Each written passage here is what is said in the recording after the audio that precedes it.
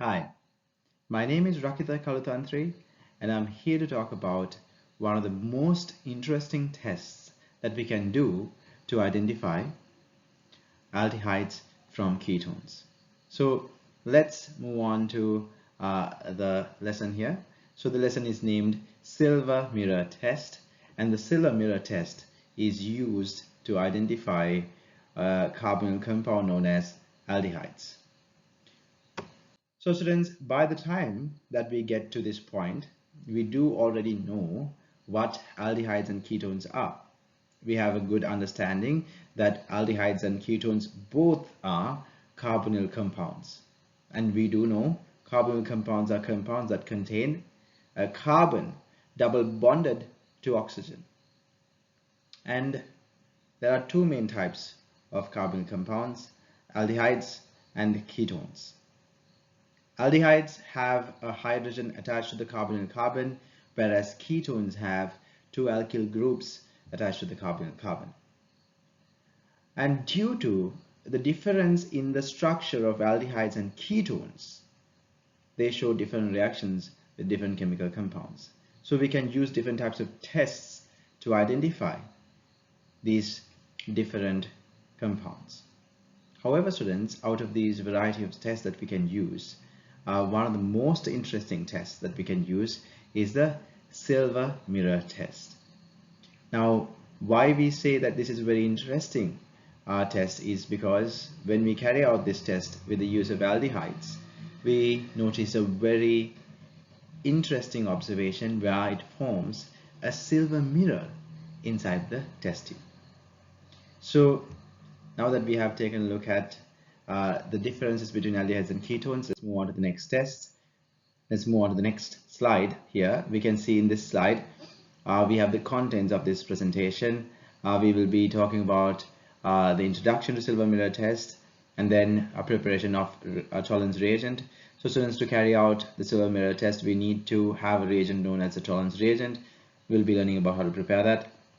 And silver mirror test for aldehydes will be spoken about later on.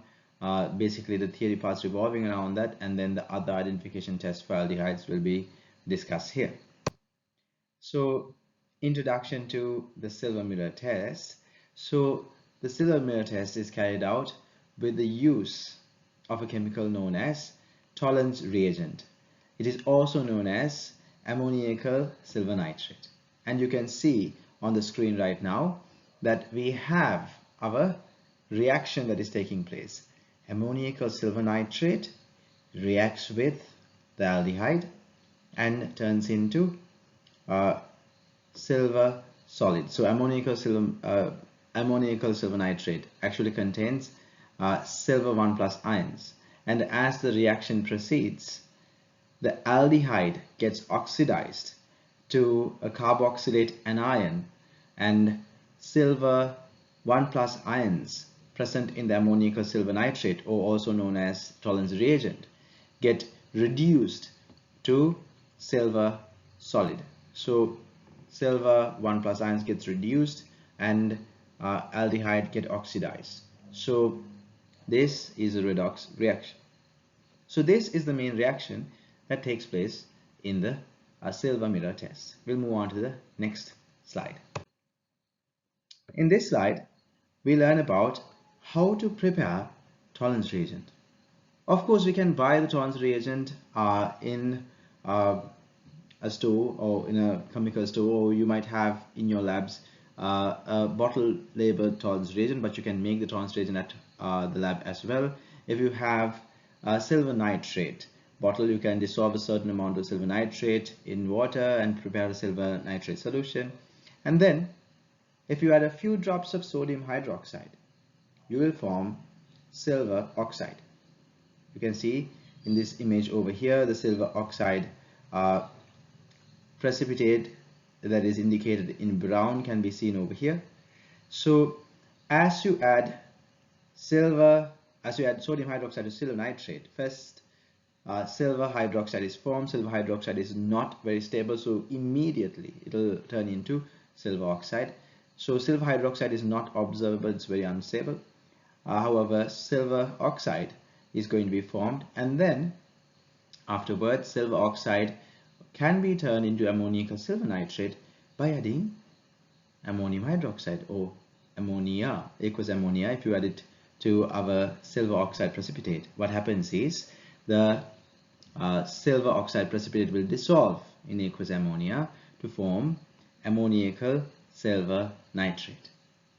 So students, we have the formulas of silver oxide and then the complex ammoniacal silver nitrate that is formed.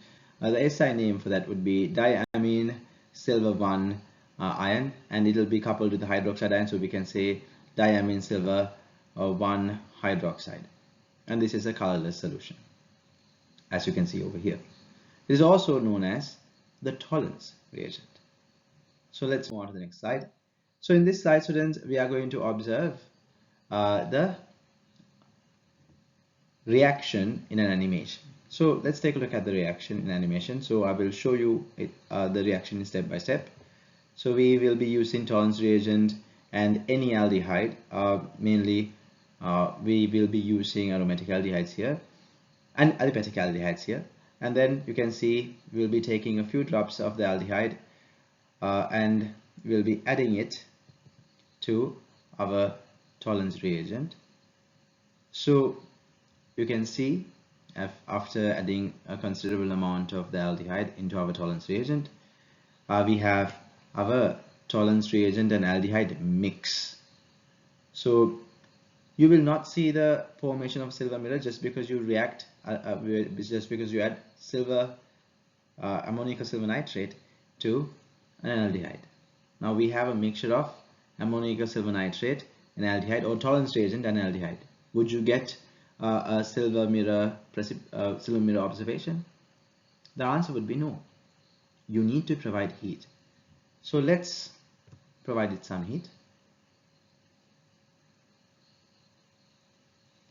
And as you heat, students, one of the things that you observe is, you can see in my animation, the color of the solution has not changed yet, but gradually it will change and it will start to form a silver mirror. So let's observe that. You can see in the animation itself how gradually the color of the solution changes, and silver that is formed will be deposited on the internal walls of the test tube, producing a silver mirror. So this animation communicates to us or shows us how the silver mirror test is done. And students, we have ketones. Now ketones are also a type of carbonyl compound. However, ketones do not show a silver mirror test. When we do the same test for ketones, ketones will not answer to the silver mirror test. Or when you add Tollens reagent and heat ketones, ketones will not be showing up a silver mirror as an observation. So this brings us to the end of our presentation, students.